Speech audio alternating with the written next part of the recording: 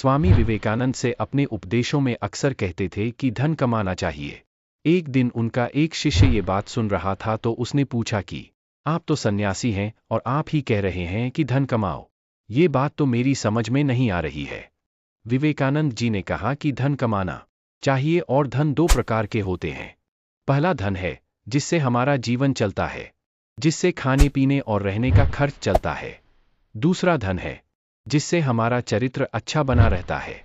ये दोनों ही धन हमें कमाना चाहिए। स्वामी जी ने अपनी बात समझाने के लिए एक कहानी भी उस शिष्य को सुनाई।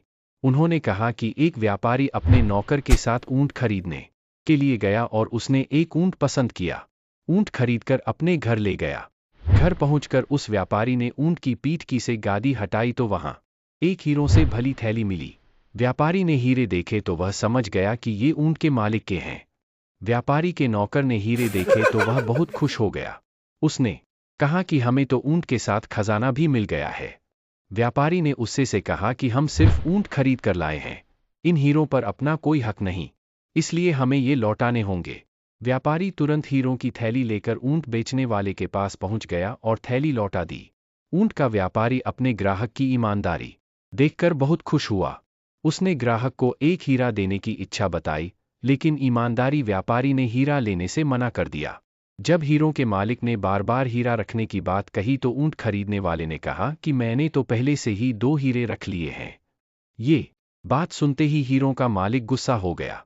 उसने तुरंत ही थैली के हीरे गिने तो वह पूरे थे। हीरों के मालिक ने कहा कि थैली में हीरे तो पूरे हैं, आपने कौन से 2 हीरे रखे हैं? ऊंट खरीदने वाला व्यापारी बोला कि मैंने ईमानदारी और आत्मसम्मान नाम के 2 हीरे रखे हैं। मेरे पास ये 2 हीरे हैं, इसीलिए आपको पूरे हीरे मिले हैं। प्रसंग की सीख।